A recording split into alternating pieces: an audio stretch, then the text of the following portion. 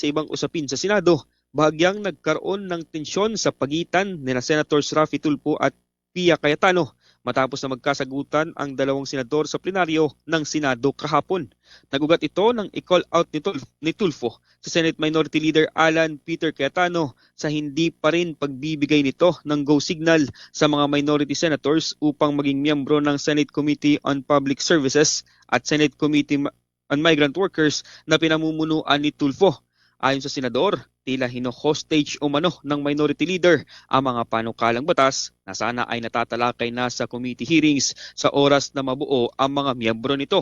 Binigyan din pa ni Tulfo na kung may panahon aniya si Cayetano na mag-Facebook Live, sana ay bigyang pansin rin ng kapwa senador ang pagpayag sa mga miyembro ng minorya na maging miyembro ng kanyang komite.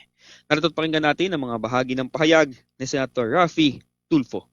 To the minority leader, my good friend, Senator Alan Peter Cayetano, it is time that we cooperate so that we may get back to legislating.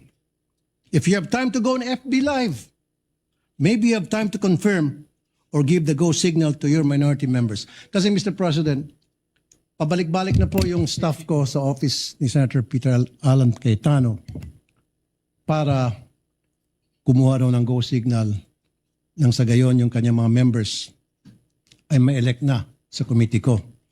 And all of them were saying we're more than happy and willing to sign, pero ayaw ni Senator Cayetano, Alan Cayetano.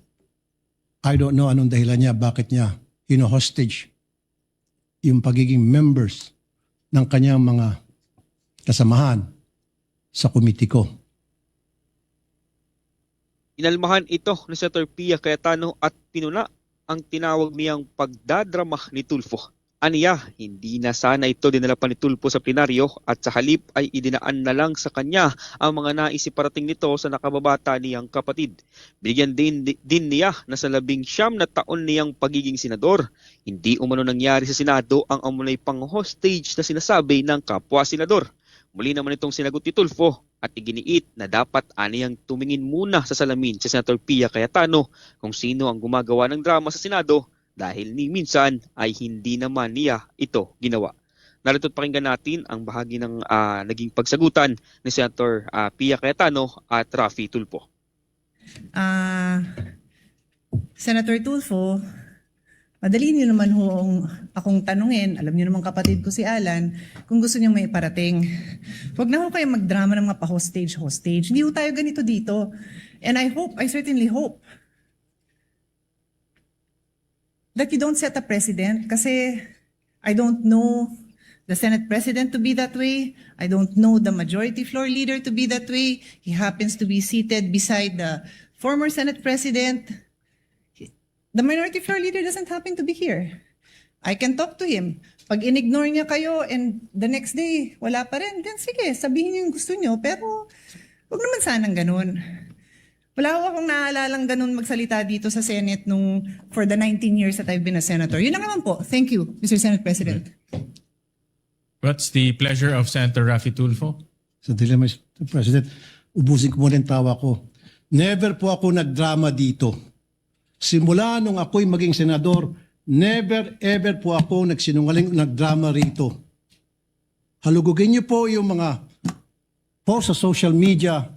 Never niyo ako nakita nagdrama o ginamit to para mag-grandstanding. Alam niyo po yan. Alam na lahat ng tao rito. Sino ang nagdadrama? Tumingin muna kayo sa salamin bago kayo magsalita. Salamat po. Bumbo Dennis, pinahupa naman ni Senate President Sherwin Gatchalian ang tensyon matapos itong tiyakin na matatalakay ang naturang issue ng maayos sa tamang pakikipag-usap at koordinasyon. Mula rito sa Senado ng Pilipinas, ako si Bombo Angelo Ganan and this is Bombo Radio Philippines, the #1 radio network in the country. Your trusted source of news and information. Basta Radio, Bombo!